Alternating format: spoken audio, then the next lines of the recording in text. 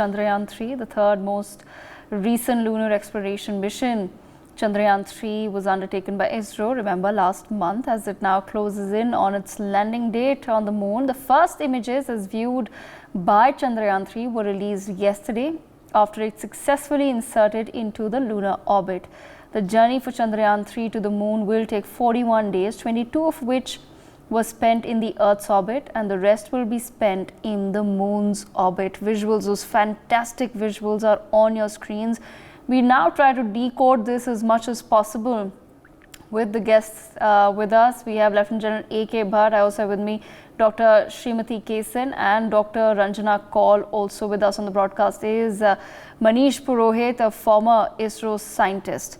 Let me begin this conversation with Dr. Purohit, if I can. Dr. Purohit, I'm just going to get a little bit technical here. Firstly, of course, let's see if we can just show those visuals. Let's take our touchpads on our screens for our viewers to see. This is the tweet that was put out by ISRO. I'm just going to make this full frame and just make you listen to what was captured here.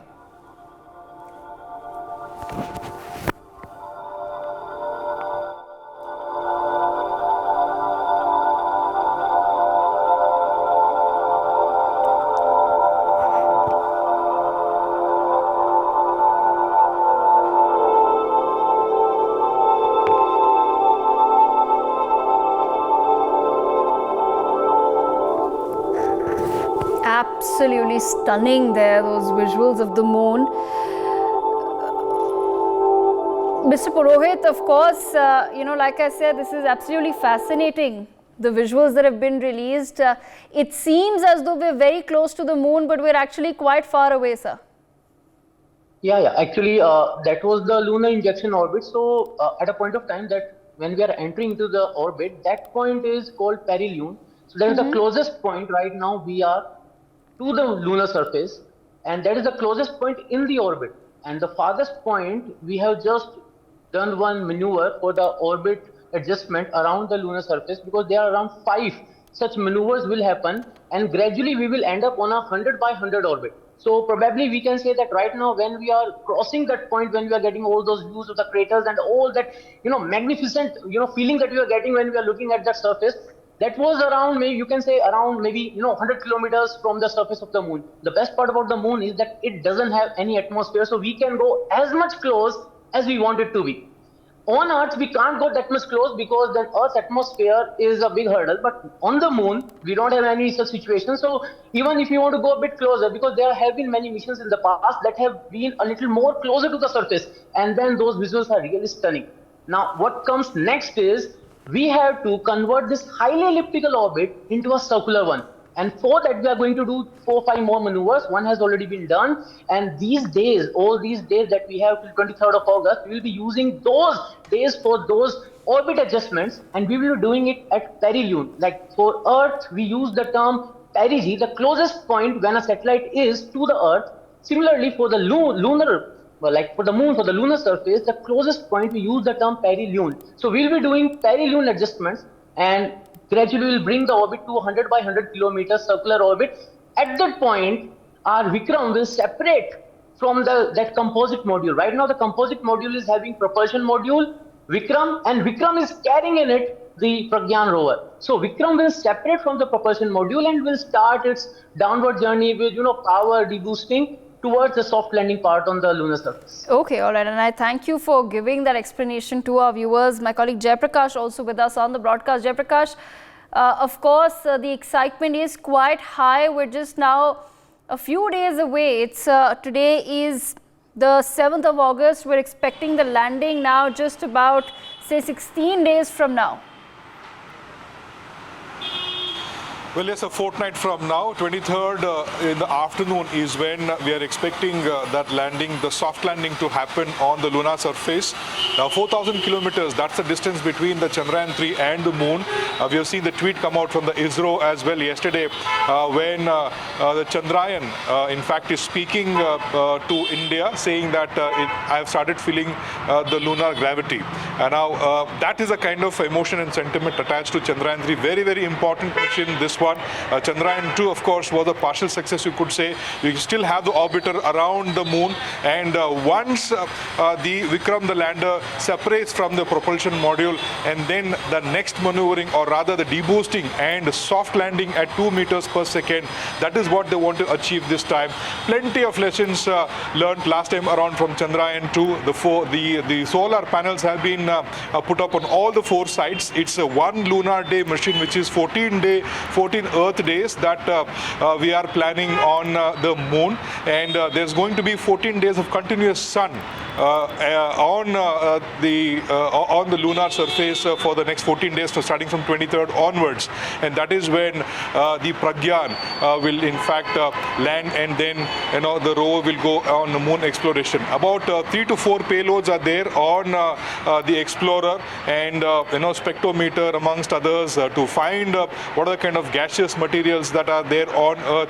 We've already found there is water on moon, and this time around, for the first time, though there are 3 countries which have already successfully carried out the moon mission, including China, US and Russia, we are the first country to land on South Pole. So there are plenty of exploration opportunities for the ISRO, and the momentum is all building up. Devika.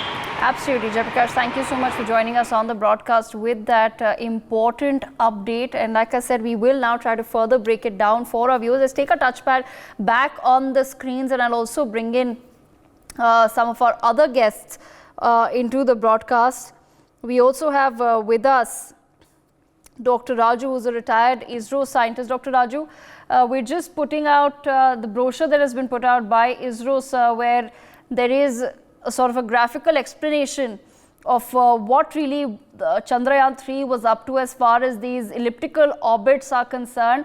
And from what we understand, viewers, is that Chandrayaan has now entered the lunar orbit. So it's right here. This is where the visuals were taken, and the visuals that you saw, of course, were when the Chandrayaan 3 was very, very close to the surface of the moon. That's when those fantastic visuals were released. So how crucial does it become for India to ensure that the landing, our landing, has improved this time around?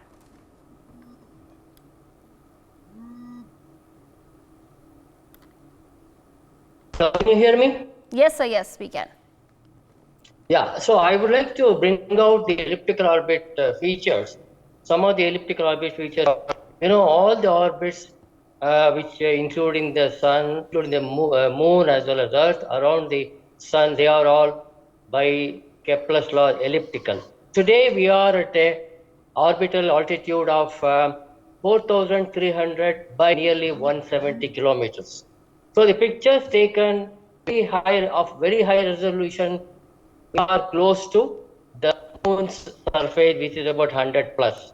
We still have to go a little bit farther, and certainly we have a very powerful spectrometer. The propulsion module has a spectropolarimetric, the habitable planet Earth, the name is shape is a very powerful spectrometer. The spectrometer by principle is an instrument which measures the various elements and components in the atmosphere as on the surface of the moon. So this is going to be information that we have to make sure that moon has got some 2 important dangerous parts. I said dangerous in the sense, one is the crater. So you should make sure that you are not going to get into any of the problem for landing. So as our guests pointed out, we will take enough time to make sure that we are safe by using 2 things. One is the lander instruments, the spectrophotometer of the propulsion module, as well as you should remember you may remember that orbiter, which is already working in space with a very healthy status, is also having the imaging instruments which will point out where to safely land.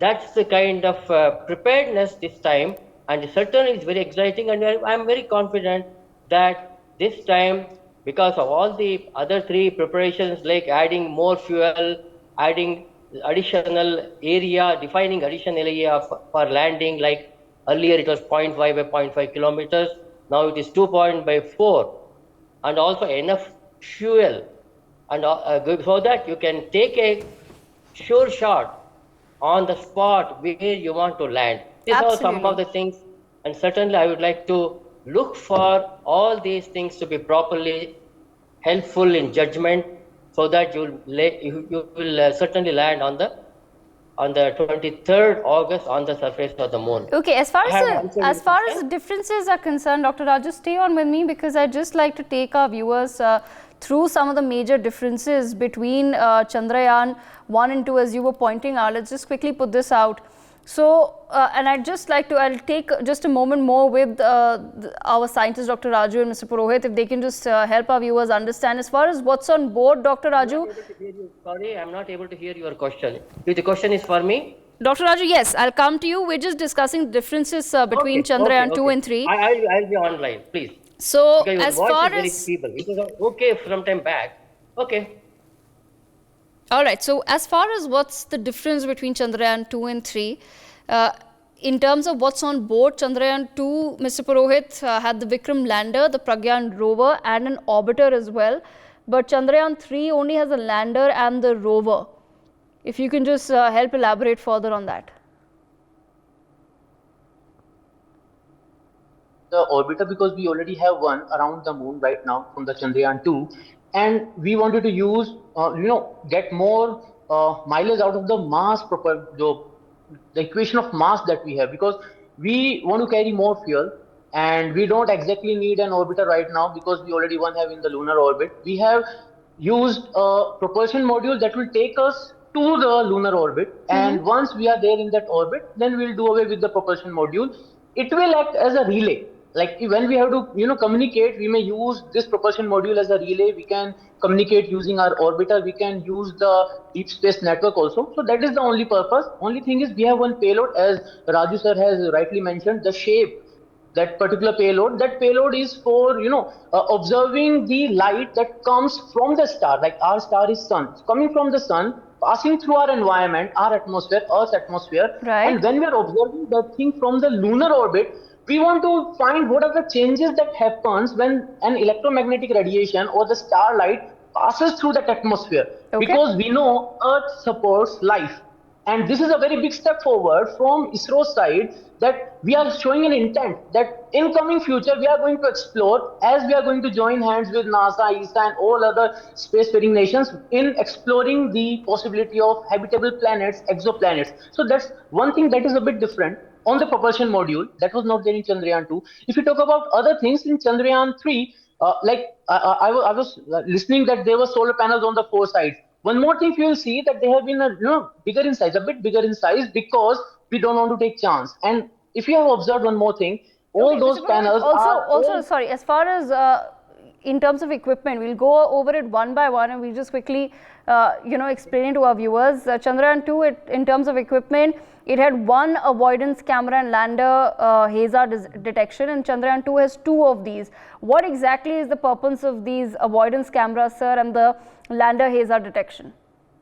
Okay, see, it's just like right now when we are going to land on near the South Pole, then that is the point of, at that point of time, we don't have the clear visual of our lander. It will be like an onboard software and onboard computer will be taking the decision on our part. It will be like an autonomous kind of a landing. So there we have to recognize if there anything like uneven surface is there. Right now our lander can land on an inclination of 12 degrees. We are landing in an area where there can be something which may create an hazard during the landing time, when we are landing, when we are touching down on the lunar surface. So to make it better, last time during the sample rate, when we are detecting some hazard, when we are scanning the surface of the moon, then it is like that process takes time, and there has to be some sampling has to be done, and then some decisions have to be made.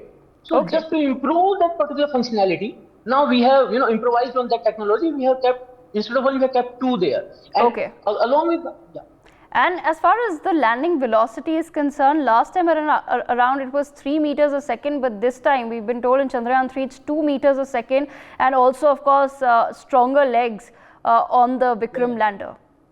Yeah, see, Literally actually, just just by reducing a meter a second is going to make a lot of difference. yeah, it's going to make a lot of difference, because you convert it into kilometer per hour, it will be a big difference. So the thing is, it will still, the capabilities have been improved during the landing test that we have done at ISRO facilities. So we are ready to touch down with a third, like we are ready for that. Our landing legs are a bit stronger, and we are carrying a little more fuel. Why more fuel? Because we are going to slow down with burning thrusters, and thrusters will need fuel. Propellant will be there, and that is required. We don't want to get into a off nominal or certain scenario where we have to calculate how much fuel we have and what is the velocities we are adding up, and how we are going to adjust that scenario when we are going to touch down on the lunar surface. So when we are scanning for the hazards, and when we are spending time on the surface, hovering over the surface to slowly come down at that particular speed. So horizontal velocities and vertical velocities both have been taken into account. Our lander right now, even if it touches down with a speed of 3 meters per second, the landing legs have been given that much of strength that they can bear that thud, that fall on the surface. And we have then sensors on the landing leg. We have the landing sensors that will tell the Vikram lander that fine, we have touched down on the surface, now you go ahead with the next operation. That will be coming alive and communicating. Absolutely, and of course thank you for that very in-depth explanation. I'm just also putting our viewers on our screens a map of where else the moon missions of the rest of the countries in the world have taken place. All the blue dots that you see on the moon is where the US has attempted its missions. The yellow dots are China's, and the red dots are USSR. The two green dots that you see are of other nations, and this is of course India. The two green dots at the bottom, this was the landing site roughly of Chandrayaan 2, and slightly away from it is the target site for Chandrayaan 3. So this is the first time that if we do succeed, this will be the first country in the world to make this landing happen at this very crucial part of the moon. Lieutenant General A.K. Bhatt, sir, if India does nail this landing in the southern part of the moon, it's a game changer for the world, and it's a game changer for space exploration as we know it. Definitely, it's a game changer for the world and of course for us. ISRO has been doing a great job for the last 60 years. Even Chandrayaan 2, with what it achieved, was significant, though we would have ideally liked that they would have run so far. But this time I'm confident it will be taken further, and we will have a successful soft landing on the moon.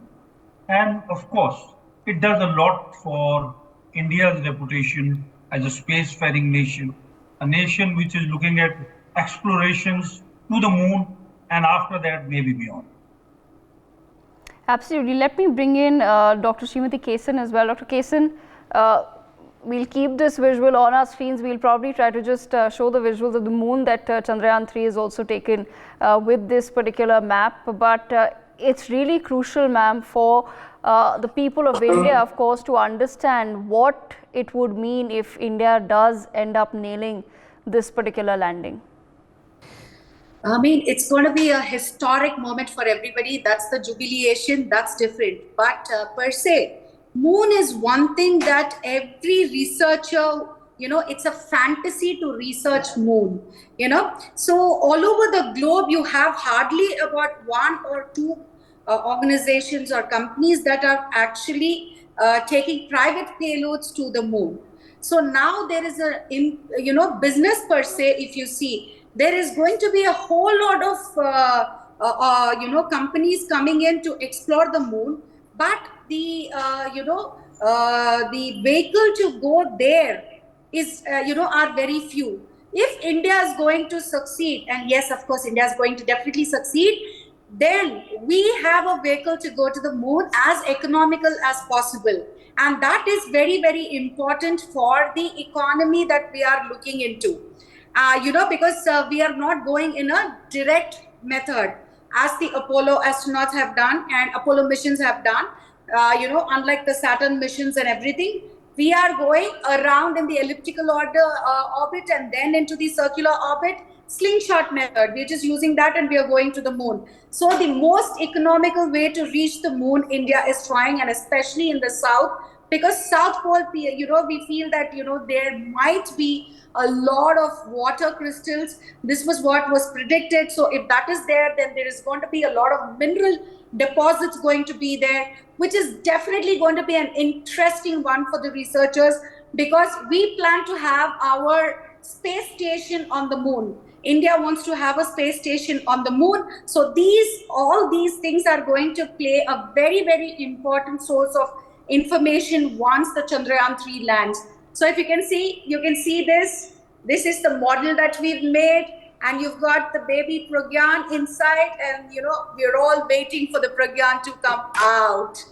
Absolutely, and that's very well put. I leave the last word with Dr. Rajana Kaul. Dr. Kaul, ma'am, of course, just a few days to go now, and how do you think our success this time around? What changes are you hoping it's going to bring? No, nothing succeeds like success. And this is the important thing. The more important thing about space is that every time you don't succeed is a huge learning curve. And so with Chandrayaan 1, which we have actually today forgotten to mention, it's so far away. It was announced in 2003 by Prime Minister Vajpayee, and it finally matured in 2008 when that probe actually hit the surface of the moon. And that point is called Jawahar Point, commemorated India's first on the moon. And now I think we are surely going to be able to do what we have decided to do. And India has had a lunar program for the longest time. India has been doing deep space missions for the longest time, and successfully. Mangalyaan is an outstanding example.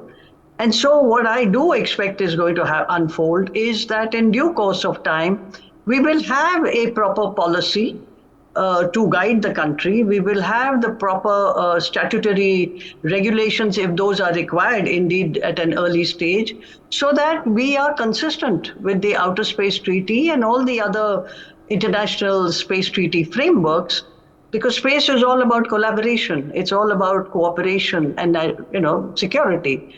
So we have to keep Moon, to the extent possible, free of contamination, protect its unique environment, enable humans to exploit the resource, but do it in a way that has happened, as it turns out, with the Outer Space Treaty. There are 11 countries launching. One of those, of course, is ESA, but over 80 access space, and the rest of the world, I can't think of anybody who doesn't have a gadget in their hand and looking forward to 5G. So that's what space is for everybody. Right, absolutely. And of course, I'll leave the last word with Lieutenant General Bhatt. Lieutenant General Bhatt, just your final thoughts on, of course, this crucial mission. And at the same time, what doors do you think will open up next for India's private sector as far as space is concerned? So firstly, Chandrayaan 3 itself has a contribution by a number of space companies in India. In fact, the list taken out by ISRO, about 8 to 9 companies which have been suppliers to ISRO have in some form participated in this mission. One is so proud of that. And what is there in the future is that we today in the world are talking of a new term called lunar economy. There's the Artemis program which plans to land men and women on the moon in the next 2 to 3 years. That is a US program. There's even a Chinese and a Russian program. But what is more important is moon is going to be colonized by the end of this decade, definitely. This will spur a lunar economy, which will result in, because there will be colonization, there will be robos moving, maybe there is mining exploration, and much more activities which are going to take place. And all these activities will spur lunar economy, and this lunar economy will be led by private players, and I'm sure some of our new startups, our space companies in India will be part of that growing lunar economy. Absolutely. I thank all of our guests for joining us this evening to take our viewers through a very important mission that India is on to the moon, and of course we will continue to track all of the developments as far as Chandrayaan 3 is concerned over the next few days, and there will be grand celebrations on the 23rd of August as well, so continue to watch NewsX. For more such videos, subscribe to the NewsX YouTube channel, hit the bell icon.